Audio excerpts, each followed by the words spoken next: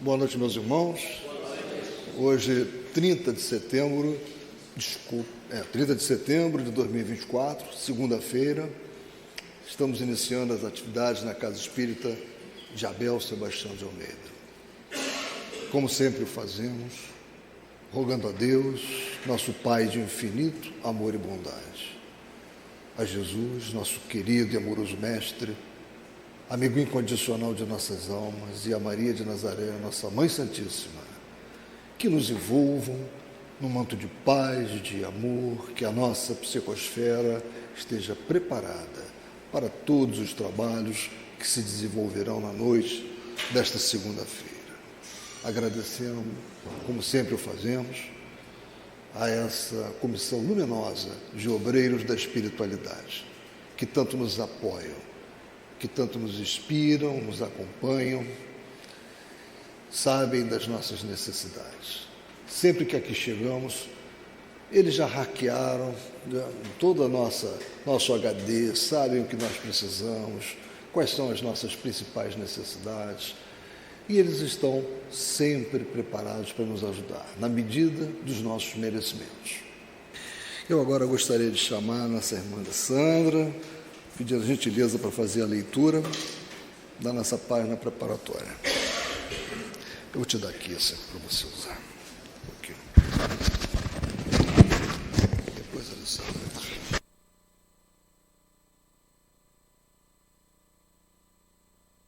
Todos, uma excelente segunda-feira, uma excelente semana para todos nós, né? Ante a mediunidade, pelo Livro da Esperança, Espírito Emmanuel, psicografia de Francisco Cândido Xavier. Dai gratuitamente o que gratuitamente recebeste. Jesus, Mateus 10:8. Procure, pois, aquele que carece do que viver, recursos em qualquer parte, menos na mediunidade. Não lhe consagre, se assim for preciso, senão o tempo de que materialmente possa dispor. Os espíritos lhe levarão em conta o devotamento e os sacrifícios, ao passo que se afastam dos que esperam fazer deles uma escada para onde subam. Capítulo 26, item 10. Mediunidade na bênção do auxílio é semelhante à luz em louvor do bem. Toda luz é providencial, toda mediunidade é importante. Reflitamos na divina missão da luz, a expressar-se de maneiras diversas. Temo-la no alto de torres, mostrando rota segura aos navegantes. Nos postes da via pública, a benefício de todos. No recinto doméstico, em uso particular. Nos sinais de trânsito, prevenindo desastre. Nos educandários, garantindo a instrução. Nas enfermarias, em socorro aos doentes. Nas lanternas humildes, que ajudam o viajor à distância do lar. Nas câmaras do subsolo, alentando o operário suarento na conquista do pão.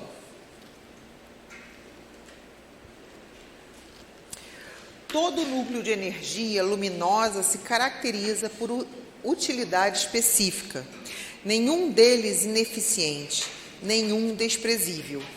A vela bruxuleante que salva um barco posto à deriva é tão indispensável quanto o lustre aristocrático que se erige na escola, no amparo às inteligências transviadas na ignorância. A candeia frágil que indica as letras de um livro, numa choça esquecida no campo, é irmã do foco vigoroso que assegura o êxito do salão cultural. No que tange à luz, o espetáculo é acessório. Vale o proveito. Em matéria de mediunidade, o fenômeno é suplemento. Importa o serviço. Em qualquer tarefa das boas obras, deixa, pois, que a mediunidade te brilhe nas mãos.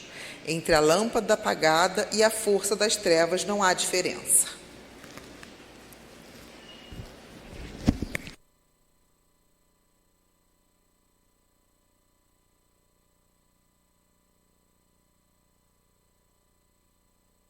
Bem, meus irmãos, agora nós vamos dar continuidade aos estudos do Evangelho segundo o Espiritismo, como sempre fazemos segunda-feira. Esse estudo será realizado pela nossa irmã Vanessa, né, que já não é a primeira vez, né, Vanessa, que está aqui fazendo os estudos, e ela vai nos falar sobre esse tema muito importante da mediunidade. Como usar adequadamente a mediunidade. Que ela seja muito inspirada nessa noite.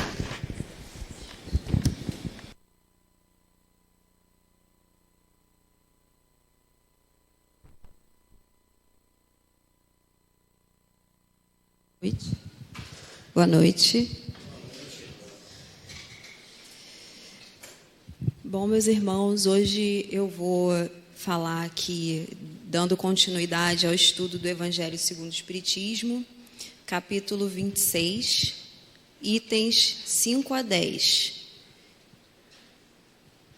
E esses itens são os mercadores expulsos do templo e mediunidade gratuita. Então, iniciando aqui a leitura desse item 5, é um acontecimento, né, que ocorreu ali com Jesus no templo. E aqui Kardec exemplifica, conta essa história, né? Eles vieram em seguida a Jerusalém e Jesus, entrando no templo, começou por expulsar dali os que vendiam e compravam. Derrubou as mesas dos cambistas e os bancos dos que vendiam pombos. E não permitiu que alguém transportasse qualquer utensílio pelo templo. Ao mesmo tempo, os instruía, dizendo: não está escrito, minha casa será chamada casa de oração por todas as nações? Entretanto, fizestes dela um covil de ladrões. Os príncipes dos sacerdotes, ouvindo isso, procuravam meio de se o perderem, pois o temiam, visto que todo o povo era tomado de admiração pela sua doutrina. E aqui no item 6 ele explica, né, que Jesus expulsou do templo os mercadores. Ele condenou assim o tráfico das coisas santas sob qualquer forma. Deus não vende a sua bênção nem o seu perdão, nem a entrada no reino dos céus. Não tem, pois, o homem o direito de lhes estipular preço. E a gente vai falar um pouquinho sobre essa parte, né? O que aconteceu ali, qual a interpretação dessa expulsão dos mercadores. E eu vou trazer aqui um trecho de A Caminho da Luz, de Emmanuel, onde ele diz que Kardec veio edificar o edifício da fé que estava desmoronado. Ou seja, ele precisava reconstruir algo que estava destruído. Em outro momento, ele acrescenta que o cristianismo havia caído em pomposas exterioridades. Ou seja, ele estava deteriorado devido aos hábitos das pessoas que praticavam ali a venda de itens, de amuletos, de rituais dentro desses templos. E aqui nesses itens 5 e 6, a gente pode perceber que Kardec aborda essa questão da barganha com Deus através da religião. Então, por exemplo, o que eles vendiam nos templos era muito um ritual do tipo: você me paga aqui um valor X e eu vou te abençoar e tudo na sua vida vai dar certo. E isso ainda é muito comum hoje em dia, a gente consegue ver isso em vários lugares diferentes, não é só daquela época, né? É uma coisa que vem perdurando, mas é algo que Jesus condenava bastante. Então, eles tinham esses hábitos de realizar esses rituais. Era muito comum que se pagasse, né, para proporcionar ali uma purificação da alma, uma liberação dos pecados. É algo como terceirizar o seu erro, né? Vamos dizer assim: ai, nossa, eu fiz uma coisa muito errada, mas eu vou ali no templo, vou dar um dinheirinho e eles vão resolver o meu problema. Deus vai me perdoar e está tudo certo. E ele acabava que não resolvia o problema de fato, né? Que era trabalhar essa reforma interior. As pessoas pagavam e achavam que estava tudo certo, era só dar dinheiro e estava tudo bem, né? Existia uma ideia de liberação do compromisso de se melhorar, de se conectar com Deus, né? uma vez que já se pagou por isso. E os templos, né, eles não são locais de comercialização de nada, né? Eles são locais onde a gente vai para criar uma conexão com algo maior do que a gente, né? Algo que vai além do que o terreno pode nos oferecer, né? Do que o material pode nos oferecer. Então, a gente vai para tratar dos assuntos espirituais, para conversar com Deus. Não é um lugar de comércio, não é lugar... Principalmente não é um lugar onde a gente pode exercer essa materialidade exacerbada, que era muito comum na época. Né? Então, eles utilizavam da fé e da crença das pessoas para ganhar dinheiro, para comercializar, como uma forma, um meio, um ganho de vida. Né? O templo de Deus, ele é um lugar de espiritualização, onde a gente aprende a se conectar com algo que vai além da matéria. Agora a gente vai entrar no item 7, onde a gente vai falar um pouquinho sobre a mediunidade gratuita, que é uma outra parte desse capítulo 26. Então, nesse item, Kardec fala: os médiuns atuais, pois que também os apóstolos tinham mediunidade. Então, ele diz que os apóstolos naquela época, eles não somente seguiam Jesus, eles também eram médiuns, eles também tinham a capacidade de curar, assim como Jesus. Não talvez com a mesma intensidade e a mesma rapidez que Jesus tinha, pois ele era um espírito muito elevado. Mas eles também tinham essa capacidade, por isso que eles seguiam Jesus. Eles também eram médiuns, né?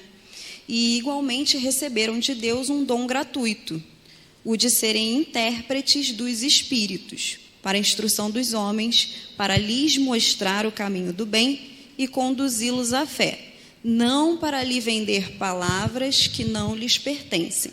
A eles, médiuns, visto que não são fruto de suas concepções, nem de suas pesquisas e nem de seus trabalhos pessoais. Então, a gente sabe que a mediunidade, ela não é algo que a gente adquire, né? Ela não é algo que a gente simplesmente vai estudar e vai adquirir. Então, agora eu estudei aqui, eu sou médium. Não. A gente nasce com essa condição. É óbvio que o estudo, ele permite que a gente aperfeiçoe a forma como a gente vai lidar com essa mediunidade, mas ele não vai fazer com que a gente adquira ou que a gente se torne médium, ou que a partir do momento em que eu li o livro dos médiuns, agora eu consigo falar com os espíritos. Não. Então, é algo que já vem com a gente, né? A gente já nasce com isso. Deus nos deu esse dom, Deus nos deu essa capacidade de nos comunicar com o plano espiritual. Então, não é algo que a gente conquistou, né? E aqui, dando continuidade, ele fala: Deus quer que a luz chegue a todos. Não quer que o mais pobre fique dela privado e possa dizer: não tenho fé porque não a pude pagar. Não tive o consolo de receber os encorajamentos e os testemunhos de afeição dos que pranteio, porque sou pobre. Tal a razão porque a mediunidade não constitui privilégio e se encontra por toda parte. Fazê-la paga seria, pois, desviá-la do seu providencial objetivo. E aqui eu grifei essa frase da mediunidade não constitui privilégio, porque nós todos sabemos que a mediunidade, ela é uma missão, ela não é um presente para que a gente ganhe elogios e, eu sou médium, então eu posso falar com os espíritos e as pessoas vão vir a mim e vão me pedir as coisas e eu vou ser querido por isso. Muito pelo contrário, né? A gente aqui, que já estuda há algum tempo, a gente sabe que a mediunidade, ela é uma forma da gente pagar pelos nossos débitos pregressos. Então, todos nós que somos médiuns e que não estamos aqui numa missão como Jesus, por exemplo, né? Porque Jesus era um outro patamar de nível espiritual, a gente está aqui para pagar uma dívida. Nós todos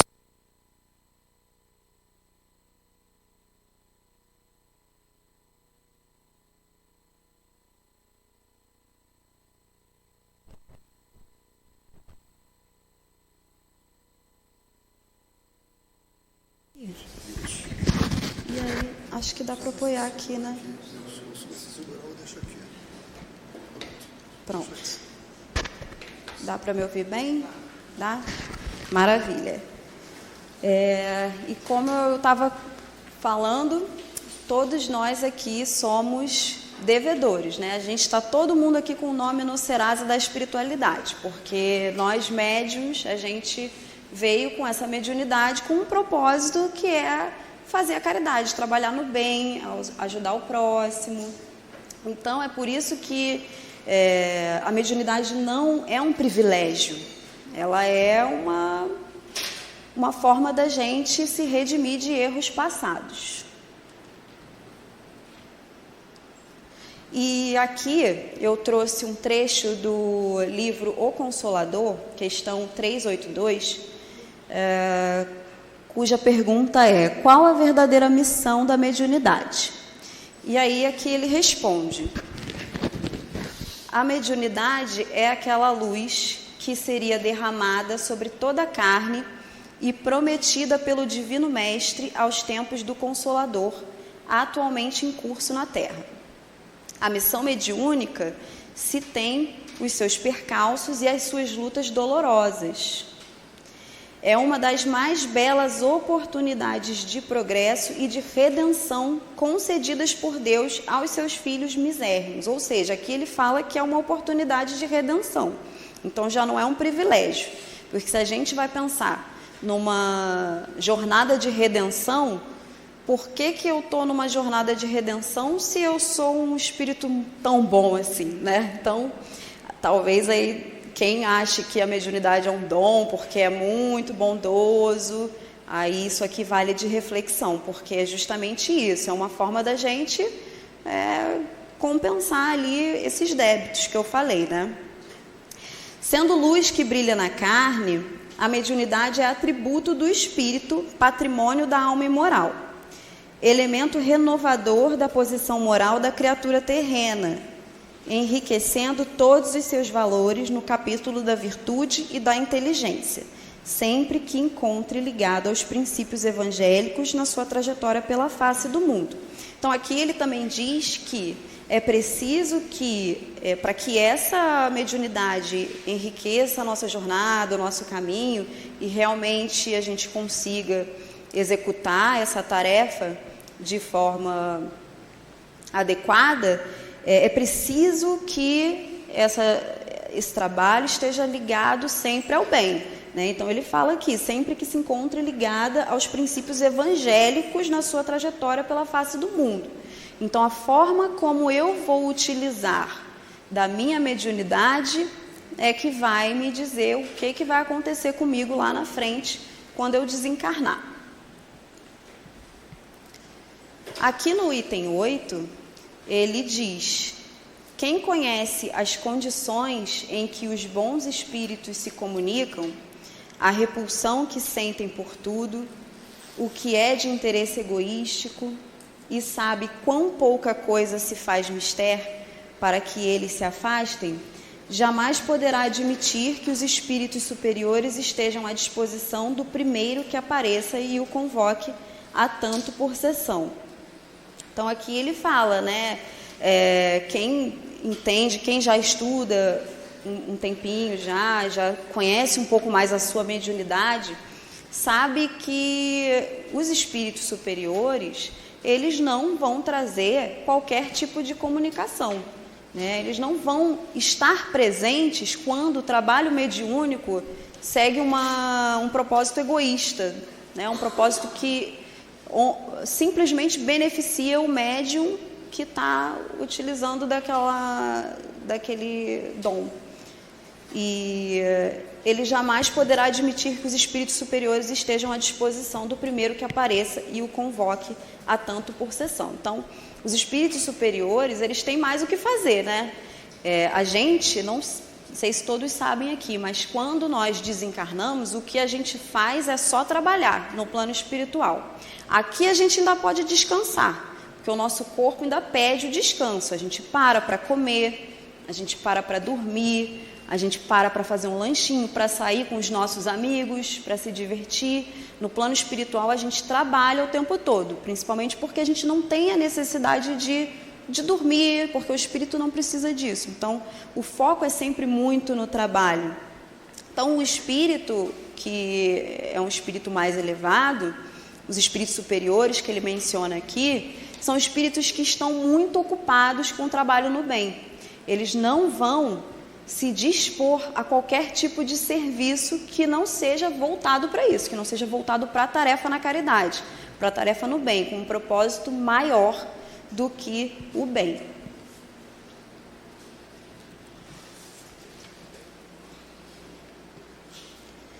O simples bom senso repele semelhante ideia. Não seria também uma profanação evocarmos por dinheiro os seres que respeitamos ou que nos são caros? É fora de dúvida que se podem assim obter manifestações, mas quem lhes poderia garantir a sinceridade? Os espíritos levianos, mentirosos, brincalhões e toda a caterva dos espíritos inferiores, nada escrupulosos, sempre acorrem prontos a responder ao que lhes pergunte, sem se preocuparem com a verdade. Então, como eu falei, os espíritos superiores, eles estão muito ocupados trabalhando. Quem é que está livre para vir aqui falar com um médium que está querendo ganhar um dinheiro em cima da crença do próximo?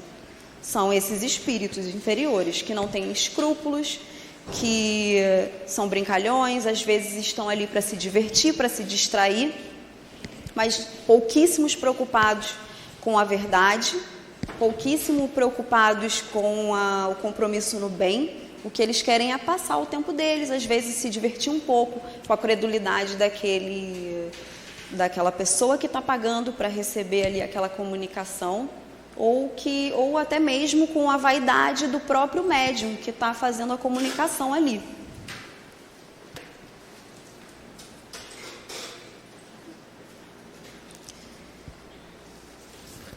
E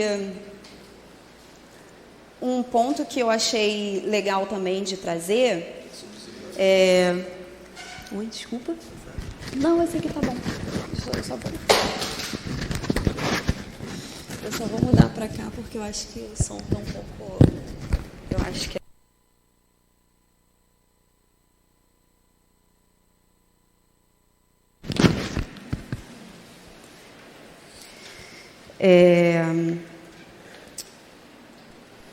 um ponto que eu queria trazer aqui é sempre a lembrança de que nós médiuns somos simples intermediários.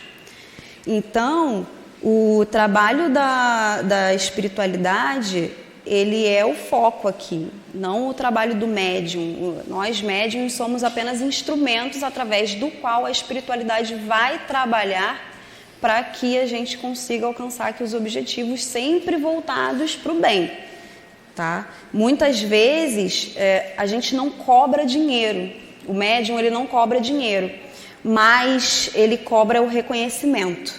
Ele, se não recebe um elogio, ele fica chateado. Poxa, eu vim aqui, fiz uma palestra tão legal, ninguém me elogiou. Poxa, que saco, não vou mais lá. Então é importante sempre lembrar que a gente está aqui pensando em algo muito além de nós mesmos, muito além da nossa vaidade. A pessoa vai, poxa, eu achei tão legal ali que você deu o passe em mim, me senti diferente com esse passe. Acho que foi você, quero tomar passe só com você a partir de hoje. E aí aquele médium fala, caramba, é porque o meu passe é bom. Só que às vezes ele se esquece que aquele passe não é 100% dele, ele foi um instrumento, porém a espiritualidade trabalhou através dele. E naquela semana foi um espírito, na outra semana foi outro espírito da comissão e assim por diante. Então é sempre importante o médium também entender que não estou cobrando dinheiro, mas às vezes estou cobrando um reconhecimento e pensar um pouquinho nisso para trabalhar um pouco a humildade, que é uma característica essencial para um médium sério, né? Um médium que trabalha com seriedade e foco na sua missão, no seu propósito.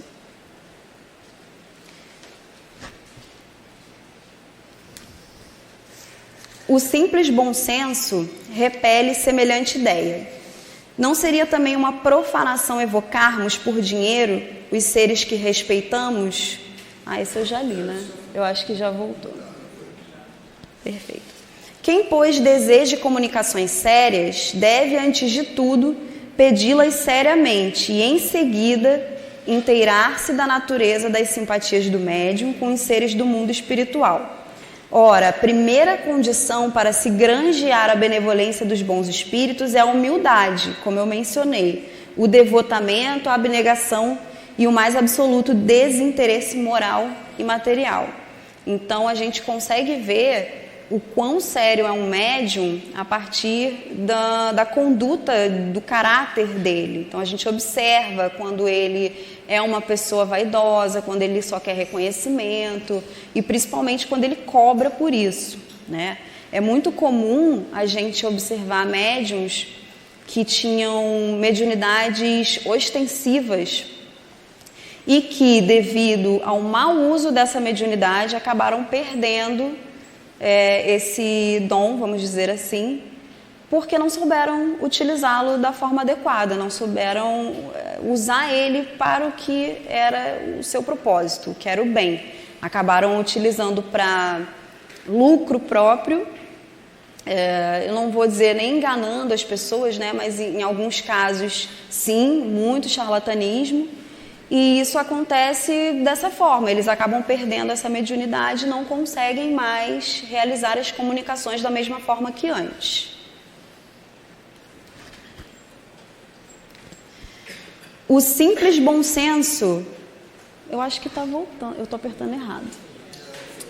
Foi. Agora sim. Agora sim. E aqui, gente, eu vou trazer uma outra questão do livro O Consolador, questão 402. Seria justo aceitar remuneração financeira no exercício da mediunidade? A gente já respondeu essa pergunta, mas achei legal trazer essa questão aqui, né? Quando um médium se resolva transformar suas faculdades em fonte de renda material, será melhor esquecer suas possibilidades psíquicas e não se aventurar pelo terreno delicado dos estudos espirituais. Então ele diz que é melhor não ter nem a mediunidade, né, do que cobrar por ela. A remuneração financeira no trato das questões profundas da alma estabelece um comércio criminoso do qual o médium deverá esperar no futuro os resgates mais dolorosos. A mediunidade não é ofício do mundo e os espíritos esclarecidos, na verdade, no bem, conhecem mais do que os seus irmãos de carne as necessidades dos seus intermediários. Então, às vezes, o médium ele quer dizer que o irmão que está buscando ajuda precisa de alguma coisa ou de outra, baseado na vaidade dele, baseado no que ele acha que é melhor. Mas, na verdade, os espíritos esclarecidos, a espiritualidade, ela tem uma capacidade de conseguir compreender isso de uma forma muito mais clara, justamente porque eles não estão presos à matéria. E aqui, complementando, né, essa parte, um trecho do livro Mediunidade e Sintonia, de Chico Xavier, pelo Espírito Emmanuel, capítulo 23, 25, 6, 7. Gente, eu sou péssima com números romanos. 28. Há outras gratificações negativas a que lhe cabe renunciar, a fim de que não seja corroída por paixões arrazoadas que começam nos primeiros sinais de personalismo excessivo. Aqui ele vai falar um pouco do que eu já mencionei, do que eu já trouxe sobre a vaidade, né? Então ele fala, imprescindível saber olvidar o vinho venenoso da bajulação, a propaganda jactanciosa, o perigoso elixir da lisonja e a aprovação alheia como paga espiritual. Então a gente às vezes fica naquela de esperar um elogio, um agrado, nossa, como eu sou benquisto, como gostam de mim, né? E quem se propõe a auxiliar os enfermos, há que saber respirar no convívio da humildade sincera, equilibrando-se cada instante na determinação de servir. Então, quem está no propósito de servir ao bem, de trabalhar na caridade de forma desinteressada, porque a partir do momento em que você tem ali talvez um interesse que não seja simplesmente de servir e ajudar, não está tão voltado assim para a humildade. A humildade real é você servir como um meio. Eu estou aqui simplesmente para executar essa tarefa no bem. Entrando aqui no item 9, a par da questão moral, apresenta-se uma consideração efetiva não menos importante que entende com a natureza mesma da faculdade. A mediunidade séria não pode ser e não será nunca uma profissão, não só porque se desacreditaria moralmente identificada para logo com a dos ledores da boa sorte, como também porque um obstáculo a isso se opõe. Então, aqui ele fala das pessoas que leem a sorte, né? A mediunidade, ela nunca poderia ser utilizada dessa forma. Você definir o que vai acontecer com a vida de uma pessoa, dizer para ela, é isso aqui que vai acontecer na sua vida. Até porque as pessoas estão sujeitas ao livre-arbítrio. Então, eu posso ler a sua sorte aqui e dizer, nossa, você vai encontrar o amor da sua vida.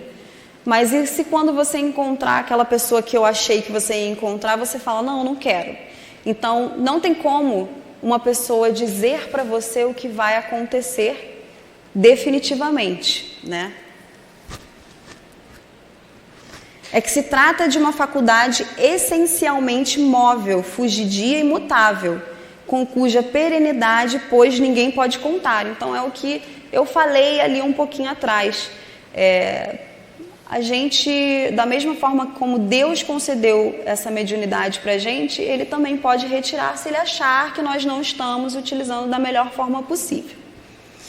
Constituiria, portanto, para o explorador uma fonte absolutamente incerta de receitas, de natureza a poder faltar-lhe no momento exato em que mais necessária lhe fosse. Coisa diversa é o talento adquirido pelo estudo, pelo trabalho, e que por essa razão mesma representa uma propriedade da qual naturalmente lícito é o seu possuidor tirar partido. Então, uma coisa é a gente estudar para algo que a gente vai cobrar para alguém. Então, eu fiz faculdade de medicina, vamos supor, e eu cobro para atender pessoas. Tudo bem, eu adquiri esse conhecimento, eu paguei por ele, eu paguei a faculdade, eu estudei, eu investi meu tempo, investi dinheiro e acho justo que se cobre por isso. Agora, a mediunidade é algo que vem naturalmente, é o que a gente mencionou lá no início da palestra. Ela é algo que está inerente a nós. Nós não estudamos ela não adquirimos, né? Ela não é um talento. E por isso mesmo não se pode tornar uma profissão. Ela não existe sem o concurso dos espíritos. Outro ponto importantíssimo. O médium sem os espíritos não é médium, ele não é nada, né? Então a gente precisa dos espíritos para fazer essa comunicação e a gente depende deles para ser médium. Faltando estes, já não há mediunidade. Pode subsistir a aptidão, mas o seu exercício se anula. Daí vem não haver no mundo um único médium capaz de garantir a obtenção de qualquer fenômeno espírita em dado instante. Aqui eu trouxe uma frase de Chico Xavier, que é bem conhecida, e que ele fala, o telefone só toca de lá para cá. A gente não consegue chamar o espírito na hora que a gente quer. Como eu falei, né, os espíritos superiores, eles são muito ocupados, eles estão trabalhando o tempo todo. Então, eu não posso simplesmente, vem aqui, fala para mim o que o meu irmão que faleceu há 15 anos atrás, o que vai acontecer na minha vida. E aí vem o médium e chama aquele espírito a hora que ele quer. Isso não existe porque esses espíritos, eles também se ocupam de tarefas, eles também estão ocupados trabalhando, fazendo outras coisas. E explorar alguém a mediunidade é, conseguintemente, dispor de uma coisa da qual não é realmente dono. Então, aquela pessoa, ela está vendendo um serviço do qual ela não é dono daquilo. Ela não conquistou aquilo. Afirmar o contrário é enganar a quem paga. Há mais, não é de si próprio que o explorador dispõe, é do concurso dos espíritos, das almas dos mortos, que ele põe a preço de moeda. Essa ideia causa instintiva repugnância. Foi esse tráfico degenerado em abuso, explorado pelo charlatanismo, pela ignorância, pela credulidade e pela superstição que motivou a proibição de Moisés. O moderno espiritismo, compreendendo o lado sério da questão pelo descrédito a que lançou essa exploração, elevou a mediunidade à categoria de missão. Então aqui a gente não está falando de um dom, de um presente, a gente está falando de uma missão. É algo que a gente precisa executar como se fosse realmente ali um compromisso que a gente assume. E não é como se fosse, perdão, é um compromisso. Antes de encarnar, todos nós firmamos esse compromisso na espiritualidade, pedindo para executar essa tarefa aqui na Terra. Muitos de nós imploramos para isso. Muitos de nós pedimos muito para vir médiuns, né? Então, cabe a nós honrar essa tarefa.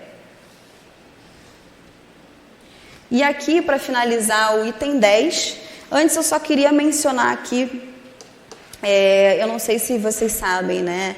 Mas Chico Xavier, os livros que ele psicografou, nenhum desses livros ele recebeu qualquer dinheiro pelas vendas desses livros. Inclusive, eu escutei recentemente até numa palestra que ele, quando queria dar um livro dele, não era dele, né? O livro que ele psicografou de presente para alguém, ele ia na livraria comprar esse livro.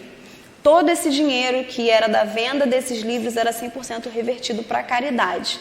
Então, ele não ficava com nenhum dinheiro desses livros que ele psicografou, né? Então, um belíssimo exemplo aí de como não explorar a sua mediunidade. Item 10. A mediunidade é coisa santa que deve ser praticada santamente, religiosamente.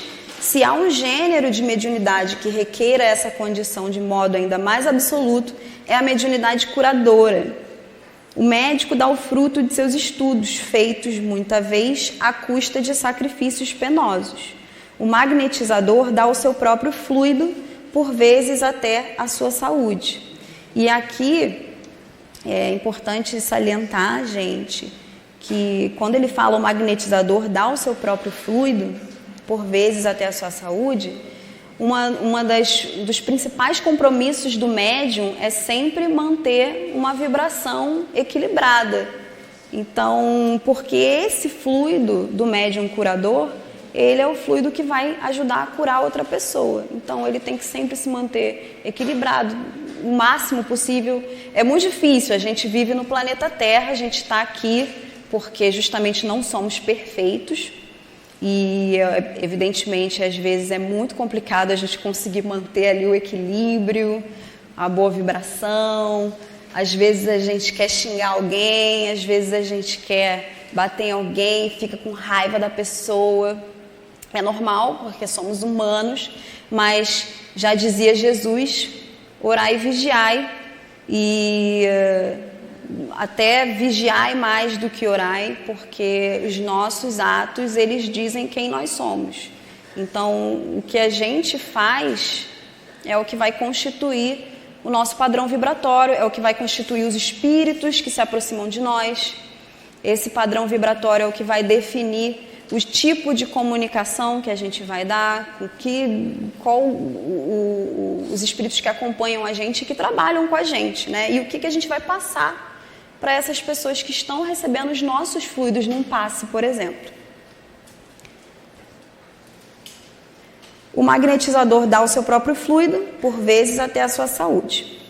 Podem pôr-lhes preço. O médium curador transmite o fluido salutar dos bons espíritos. Não tem o direito de vendê-lo. Jesus e os apóstolos, ainda que pobres, nada cobravam pelas curas que operavam.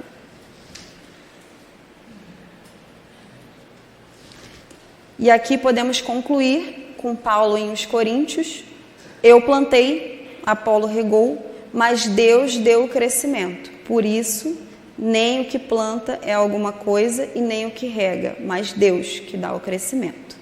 Ou seja, Sem a permissão de Deus, nada acontece. Muito obrigada, meus irmãos.